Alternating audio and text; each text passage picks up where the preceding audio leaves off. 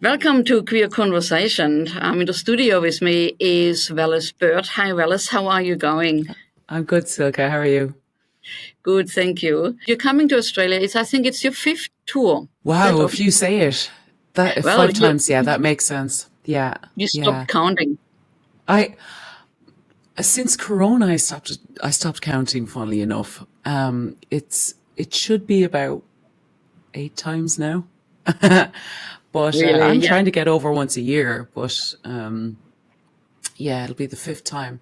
And for me, it's not enough. I wish I'd come over to Australia earlier in my life, but like all things, everything happens at the right time, really.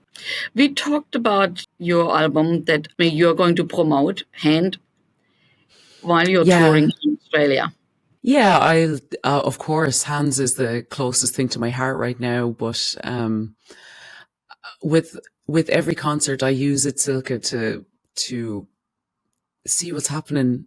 Not I see what's happening in the world. To be honest with you, I'm never really promoting something. I'm there to. I'm usually traveling to learn and be part of the world and see what's going on and become inspired through music. But yeah, of course, I'll be playing songs from the new album, but mostly I'm going over to see what Australia is like now. It's been quite an interesting year, and I'm going over and I've asked First Nations artists to open up the show for me. For example, I want clearer stories. I want better stories. I want more varied stories in my rooms. I've invited First Nations people to come and join me on stage. And like, it's been 5 years since I was in Australia, and so much can happen.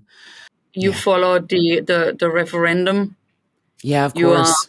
of course, and is that a reaction of the Yeah. no vote that happened here, that you are proactive in making First Nation people more visible? Yeah. I mean, there's so much going on in the world that I always feel like I'm learning a bit late.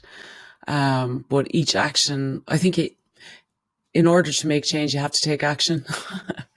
And I'm using the opportunity to kind of open up, broaden my horizons a bit, and grow up a little bit quicker than I have been. My whole life is political. My existence is political. My music has always been about.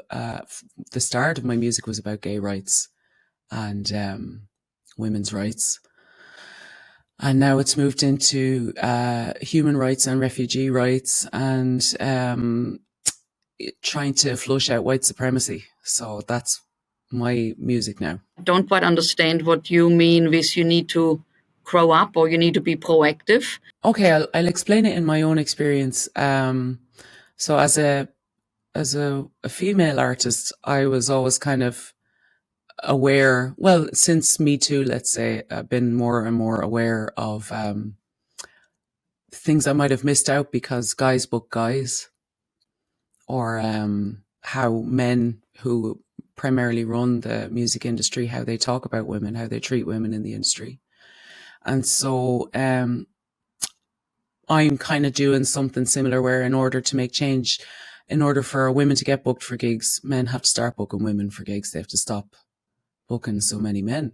And that's just, it's a proactive thing. It's a proactive change. And it really saddened me to hear that First Nations voices, the First Nations, are being told that they don't have a voice in the country that, is theirs, what I believe, first people there.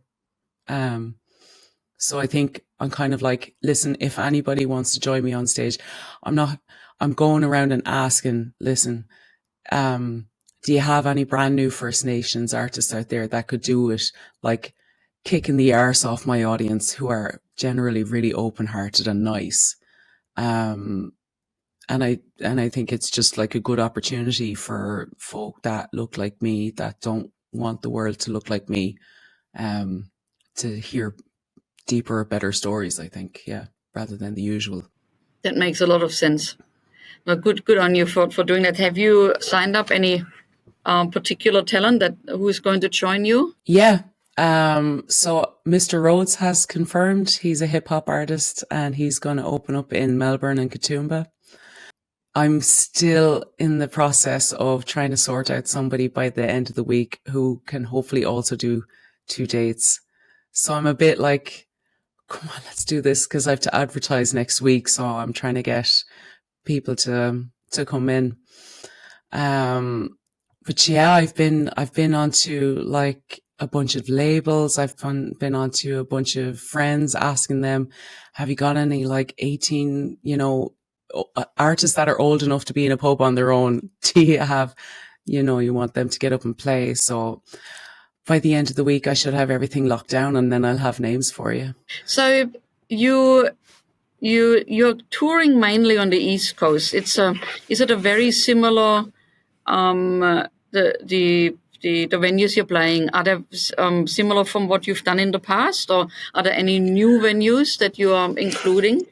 So there's some that I have played before, all right, like the Baroque Room in Katoomba, the Vanguard in Sydney, and but there is some new ones like Smith's Alternative, which I haven't played in Canberra, and the Outpost in Brisbane, which I hear is a very nice room, and the Palais Theatre in Franklin, and Trinity Sessions in Adelaide. So they're like 4 new places that I hadn't played in before. So it's important for me to, I'll give you an insight into what I've been doing my whole career is like, I've been building up and playing in the similar places because if I enjoy the team and there's a mutual respect there and it's an enjoyable work day, then I'll tend to come back. And I'll do that over years, actually. And I'm trying to do that. I'm trying to do that in Australia. I'm like trying to get a sense for the place. I'm hoping that I'll be playing music till the day I die, which is, hopefully God knows what age. But yeah, a few new rooms, but a few of the rooms that I've played in before, which I know and feel right. Yeah. How is it different playing on a festival versus your own concert? Is it very different, or? It can be quite different. I approach them both pretty much the same, as in I'm thankful for an audience coming to see me specifically, but when I come out in front of an audience at a festival, I treat them as if we're pals. So I treat everyone that's standing there as pals. So you get to know me within the first second. I think you decide if you like me or not, I think. But yeah, the thing about festivals is that there is that element of you don't know who's there and they're not there to see you. They might just be passing by, or you might not be their thing. They're looking for an artist on the other side of the festival grounds. But what I like with these festivals that I'm playing, specifically on Australia, I find that generally festivals are really well curated. And they choose people that fit really well together, even if they're at the opposite side of the musical spectrum. They fit somehow. There's folkness there, I guess. But yeah, I generally come onto the stage and treat every day as if it's brand new, and treat every audience as if we know each other. Yeah, and we're pals, and that's it. Yeah. Who's coming with you? Your band? No, unfortunately not. No.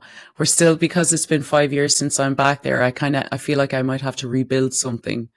And, yeah, so I'm going back out on my own, doing the solo show again one more time. And then hopefully, next year I'll be out with the band. I would imagine I will be. So, this is just to kind of toe back in the water, testing out how things are. And so it's just myself and Tracy, my partner, tour manager, and Aidan, the sound engineer professor. And we also play together, we sing together, and Aidan plays the clarinet, for example. It's a very special trio, yeah. When you come over to Australia, you've done it a few times, so you have to deal with your jet lag and all of this. So how long does that take you normally? Like, do you go straight into performing the next day, or? I try to arrive at least 2 days before the first concert. And usually by the third day it begins to hit, but you just kind of power through. I've found that no matter what is happening during the day, come gig time, I'm always gig fit. I've actually never been ill enough that I'd cancel a show.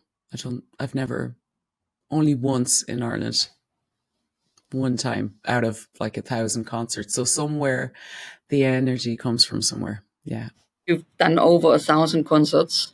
I think by now it's heading more towards the 1,500, because it's been, every year it's about 100 concerts or something like that. And I've been going for 20 years roughly. So yeah, it's actually quite not a lot to do in a short time, feels like I've done more. And it never gets tired.